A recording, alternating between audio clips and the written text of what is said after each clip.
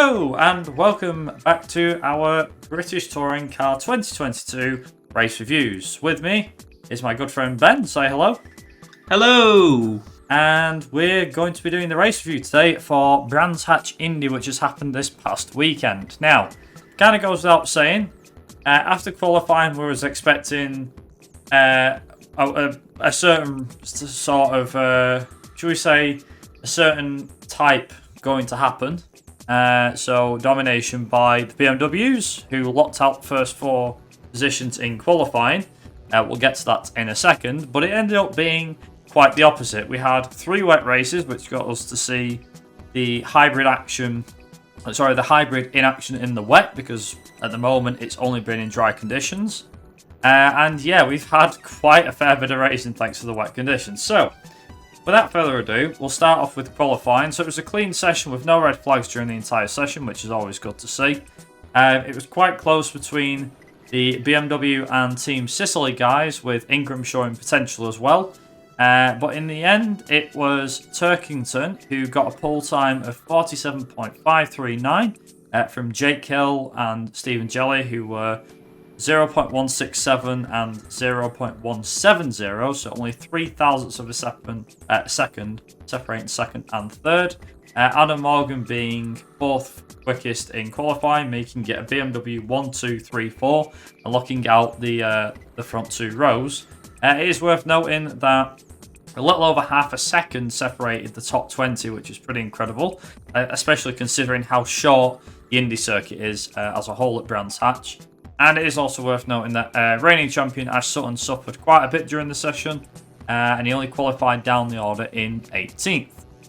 So, moving into race 1. Well, because it was a wet race, it made things quite interesting, and a gamble between starting on the wets or the slick tyres. Most people went for the wet tyres, but Rory Butcher decided to go a bit different and went for the dries, which didn't quite work out, but we'll get to him in due time, I'm sure. So, at the start, it was a very close start, with everyone getting through cleanly. Hill challenged Turkington briefly for the lead, although Josh Cook made a decent start. Ash Sutton got up to 15th, and at the end of lap 1, Dan Lloyd did slide off at Clearwaste Corner. Went into the gravel, came back on the track and everything. There was no accidents there. There was a nice little tasty scrap going on between both Sicily BMWs and Ingram on lap 3. Which saw Ingram coming out ahead of Gamble, going into Graham Hill Corner, which was really really good to see. Hill did try going for the lead on lap 4 and 5, but to no avail as Turkington stood his ground. However, all eyes were on the big scrap between 7th and 13th, which included Gordon Shedden, Dan Camish, George Gamble, Max Chilton, Tom Chilton, Dan Rowbottom, and both Power Max racing cars of Ash Hand and Michael Crees. The scrap itself kept going on for multiple laps and was very fun to watch, with positions changing left, right and centre at times.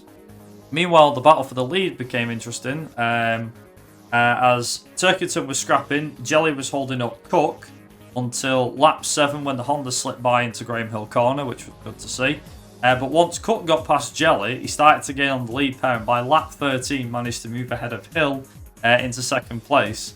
And not long after that, it saw Cook catching Turkington. But as wet to dry races go, Butcher was the man on the charge. He was in 26th at the start of the race, and by half distance, crossover point was happening. So it was a case of seeing what his progression could do with the crossover point.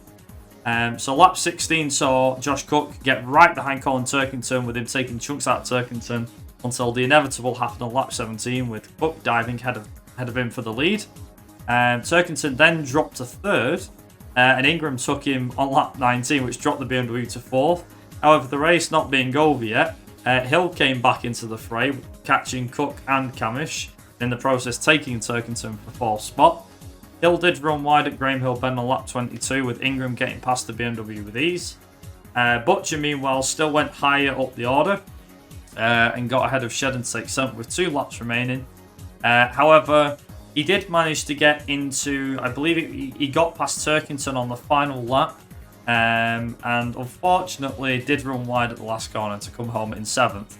But in the end, though, it was Josh Cook who took his first win of the season, ahead of Tom Ingram and Dan Camish to round out the podium. Then we had Jake Hill, who was 4th, Colin Turkington 5th, Adam Morgan 6th, Rory Butcher got the fastest lap in 7th, Gordon Shedden 8th, Ash Sutton 9th, and in 10th spot we had Dan Rowbottom. And if you think race 1 was hectic, wait till we get to race 2. So Ben, it's over to you. Yeah, so at the start of race 2, we had a reasonably damp race, with Adam Morgan sadly not making the start due to a technical problem with his car. So, at the start of race 2, straight away, we have George Gamble avoiding a huge accident on lap 1. It was insane, as 4 cars definitely doesn't go into 1. Ash Hand, Dan Rowbottom came together, which caused them both then to squeeze Tom Chilton's Hyundai. This then caused Hand to hit Crease, which put all 4 cars clean straight out of the race. They all retired. Then not long after that, Aidan Moffat and Stephen Jelly came together due to this accident, which also caused Dexter Patterson to take avoiding action and hit Crease, which caused Patterson to retire from the race as well. Possible suspension damage for Patterson could have been caused by this, which explained his retirement. Hill gets a great start up to 2nd. Then Hill, Turkington and Ingram all have a brilliant battle behind Cook. And then all of a sudden, out of nowhere, Butcher joins in, with Hill keeping 2nd and Ingram Butcher right behind him. That was all lap 1. Hill keeping behind as Butcher starts to catch them up on lap 4. Bobby Thompson was doing really well, getting up to 7th on lap 5, and this one was having a good scrap with Sutton, Turk, Shedden and Gamble, and then staying behind Shedden to keep on going through. Butcher takes Hill, and then Hill gets passed by Camage, taking advantage as Butcher drops back to 4th. On lap 6, Butcher takes Hill on the first corner as they battle it out, and Camage takes advantage of this and goes straight up to 3rd. The rain now starts to get a lot heavier on lap 10. Butcher going back to 3rd on lap 12 with a nice little overtake on Camish, and then loses it later in the lap, going too wide onto the wet part of the track. Jelly then takes Edwards on lap 16 and then goes too wide on the final corner and straight into the gravel. This allows Jade to gain 15th back again and be back into the points. Turkington really didn't have a good race as he dropped down the order to 10th. However, Sutton went forwards, moving up to 6th on lap 19. Camish catches Hill on lap 22 after Hill and Cook tap after Cook slides out on the last corner. Hill then spins on lap 23 after defending Camish and trying to keep 2nd for as long as he possibly could. And then Cook goes on to win with Camish very close behind. So the results for race 2 is your winner is Cook, 2nd is Camish, 3rd is Butcher, 4th is Sutton, he also got the fastest lap, 5th is Ingram, 6th is Shedden, 7th is Hill, 8th is Lloyd, and 9th is Gamble, 10th is Turkington. And over to you for race 3. Thanks very much, Ben. So for race 3, we had Zach Brown, the CEO of McLaren and owner of the McLaren F1 team. He pulled out the number, which was number 12, which meant that Tom Chilton started on pole position for race 3. And as race 3s usually go, it's usually a bit manic. First lap saw Jason Plato going out at Druid's Corner, which saw him going just literally, I want to say, aquaplaning. He locked the front brakes, went straight into the tyre barrier. This brought out the safety car straight away. Hill went like a stabbed rat, as David Addison would say, and went from 7th to 4th in a matter of seconds, which really showed the pace of the BMW once again. Butcher did slide, he slid wide and dropped down the order to 9th, unfortunately. When racing got underway, it saw Turkington chasing down Tom Chilton, and eventually he did get past Tom Chilton on lap 8 to take the lead of the race. Hill took Thompson on lap 10 to put himself in the podium places and repeated the same move on Chilton a lap later to take 2nd away from the Hyundai man. When he did takes second place from Chilton. Thompson also followed him through to take third as well, within a matter of seconds. Chilton unfortunately slipped back and lost 4 positions in 1 lap on lap 13. Then went wide at Drews to drop down the order and eventually out with the points, proving that bad luck really can strike the poleman at times. Meanwhile, Sutton, Butcher and Gamble were all battling for 5th on lap 15, with Gamble being forced wide by Butcher to allow Sutton to go through. 1 lap later saw Ingram versus Butcher once again, now with Sutton in on the action. Things got pretty close with Butcher practically pushing Ingram through the final corner at the end of the lap. Adam Morgan got into a little scrap with Jade Edwards for 15th, but went wide to lose a position to Aidan Moffat. Unfortunately, Tom Chilton's day went from bad to worse as he went out after going into the gravel on lap 18 at the final corner, which brought out safety car number 2, which meant a frantic end to the race and saw everyone vying for position, with Adam Morgan making a spectacular 3-wide overtake on Jade Edwards and Aidan Moffat to take 15th in the points position. Very brave move in the wet, and well done to Adam Morgan for pulling it off. But try as he might, Jake Hill tried everything to get past Turkington, but it was to no avail, as Turkington won race 3 ahead of Jake Hill and Bobby Thompson, who did a mighty job to bring his Cupra home in 3rd place. So to run down the race 3 results, we have Colin Turkington was your race winner and also got the fastest lap. Jake Hill was 2nd, followed by Bobby Thompson, again a cracking drive by him to take his first podium in the British Touring Car. Tom Ingram 4th, Rory Butcher 5th, Sutton finished 6th, George Gamble 7th, Josh Cook finished 8th, ahead of Dan Lloyd in 9th and Dan Camish in 10th place. So what does it do to the driver standings? Well, Tom Ingram is still in the lead with 92 points, ahead of Josh Cook by only 8 points, who's in 2nd. Ash Sutton still holds on to that 3rd spot, ahead of the BMWs of Jake Hill and Colin Turkington, who are tied for 4th with 69 points each. Gordon Shedden's right on their tail, 2 points behind, ahead of Rory Butcher, Adam Morgan, George Gamble and Dan Lloyd to round out the top 10. So Ben, who were your winners from the weekend?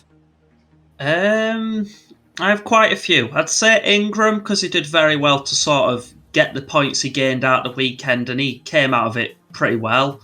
Definitely Bobby Thompson. I think he's outperforming that car. I mean, obviously there's balanced performance, but I think he's better than that car is at this point. I'd say he's doing extremely well, especially under the conditions of what was going on.